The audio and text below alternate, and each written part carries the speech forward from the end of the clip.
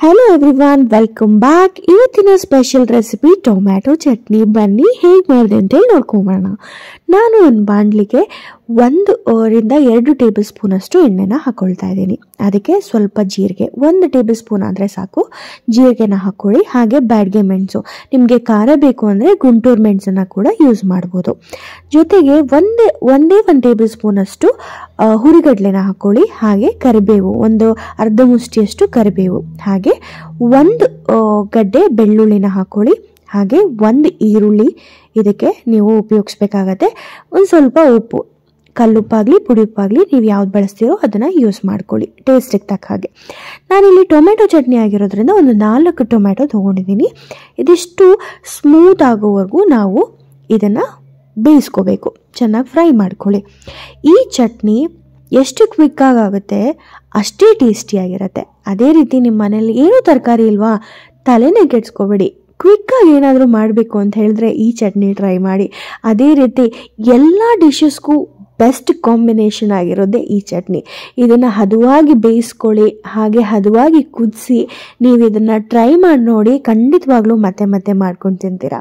So ಇದಕ್ಕೆ 1 table spoon ಅಷ್ಟು ಅರಿಶಿನ ಹಾಕೊಳ್ಳೋಣ. ನಂತರ 1 ಮುಷ್ಟಿಯಷ್ಟು ಕೊತ್ತಂಬರಿ ಸೊಪ್ಪನ್ನು ಹಾಕ್ಕೊಂಡು ಚೆನ್ನಾಗಿ ಫ್ರೈ ಮಾಡ್ಕೊಳ್ಳೋಣ. ಇದಿಷ್ಟು ಮೆತ್ತಗಾಗಬೇಕು, ಅಷ್ಟರ ಮಟ್ಟಿಗೆ ನಾವು ಇದನ್ನು ಫ್ರೈ ಮಾಡಿಕೊಂಡು ಸ್ವಲ್ಪ ತಣ್ಣಗಾಗೋವರೆಗೂ ವೆಯ್ಟ್ ಮಾಡಿ. ಇಲ್ಲ ಅರ್ಜೆಂಟ್ ಇದೆ ಅಂತ ಹೇಳಿದ್ರೆ ಮಿಕ್ಸಿಗೆ ಹಾಗೆ ಹಾಕ್ಕೊಂಡು ತಣ್ಣೀರನ್ನು ಉಪಯೋಗಿಸಿ ಗ್ರೈಂಡ್ ಮಾಡಿ. ತುಂಬ ನೀರನ್ನು ಉಪಯೋಗಿಸ್ಬೇಡಿ. ಎಷ್ಟು ಹದ ನಿಮಗೆ ಚಟ್ನಿ ಆಗಬೇಕು ಅನಿಸುತ್ತೆ ಅಷ್ಟು ಹದದಲ್ಲಿ ನೀರನ್ನು ಉಪಯೋಗಿಸ್ಕೊಂಡು ನೀವು ಗ್ರೈಂಡ್ ಮಾಡ್ಕೊಳ್ಳಿ. ಸ್ಮೂತ್ ಗ್ರೈಂಡ್ ಆಗಬೇಕು ಅಂತೇನಿಲ್ಲ.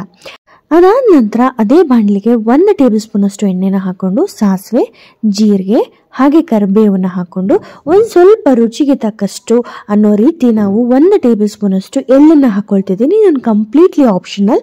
ಇದು ಹಾಕೋದ್ರಿಂದ ಸ್ವಲ್ಪ ಟೇಸ್ಟ್ ಎನ್ಹಾನ್ಸ್ ಆಗುತ್ತೆ ಅನ್ನೋ ಕಾರಣಕ್ಕಷ್ಟೇ.